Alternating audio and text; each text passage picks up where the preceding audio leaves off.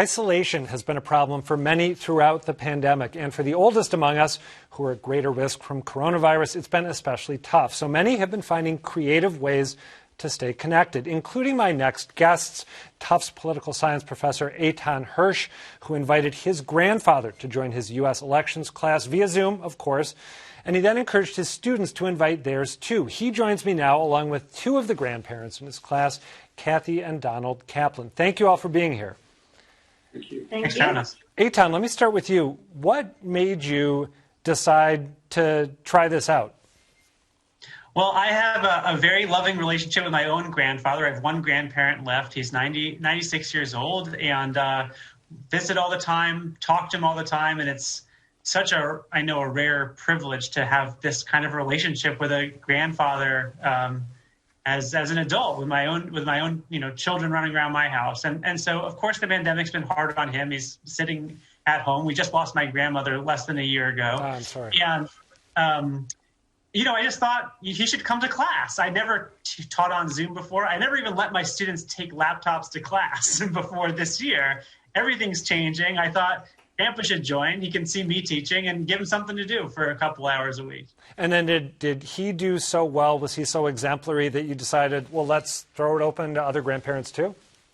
No, I don't think he actually loved the experience. I mean, he's quite elderly, and it wasn't really the greatest fit for him. But then I thought, my students have grandparents, many of whom are retired and also, at great risk for COVID, probably stuck at home a lot. And this is a year of experimentation, right? With education, with all walks of our life, we're experimenting. And I thought, hey, it's so easy to incorporate more people into the classroom. So let's give it a try.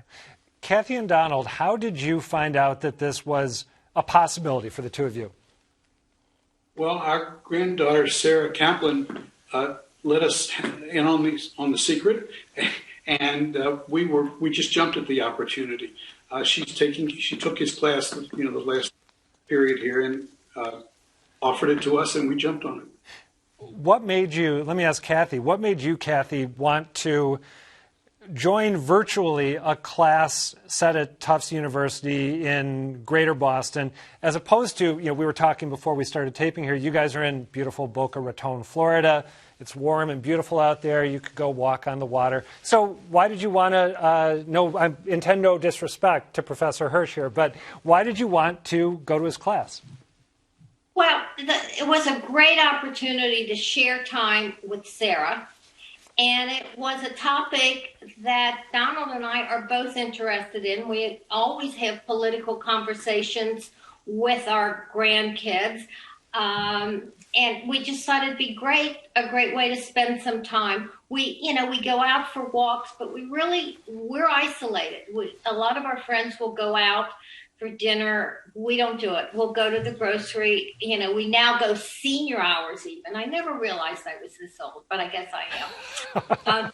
But it was just, and I always loved school. I could be a student for my whole life. So this was, and a great subject.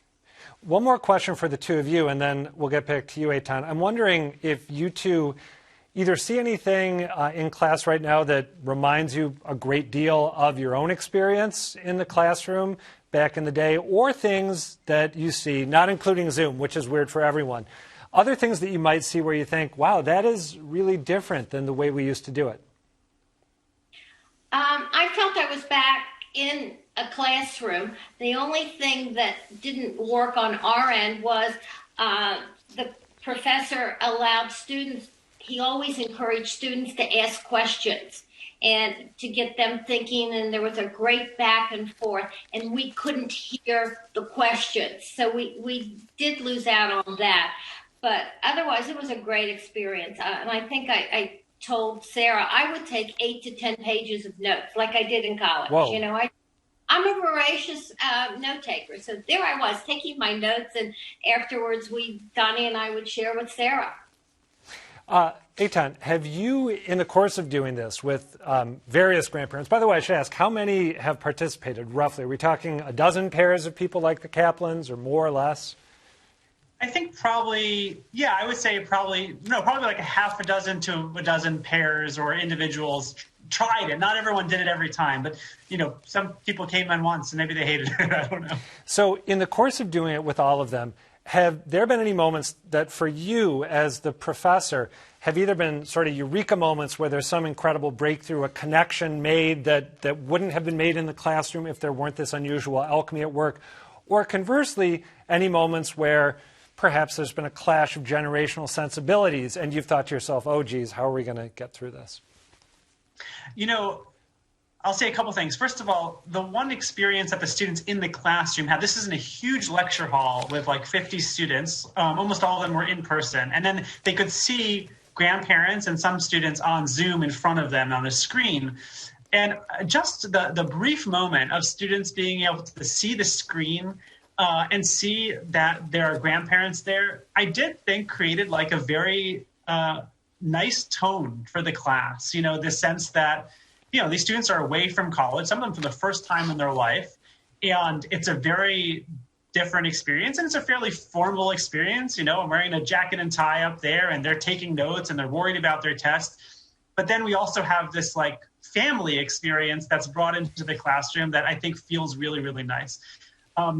It's funny. I had one student who I learned has a very conservative, politically conservative grandparent, and she said she's a liberal student, and she said that the grandmother moved to the left on an issue after I talked about it. What was hysterical about that is it was on an issue where I was very clearly on the political right on the issue. So the grandmother moved away from me.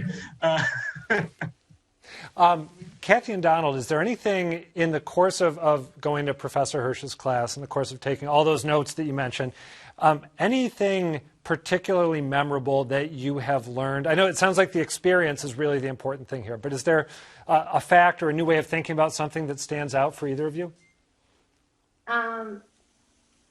Well, lots of facts. One thing that Professor Hersh brought up was why historically there aren't more women.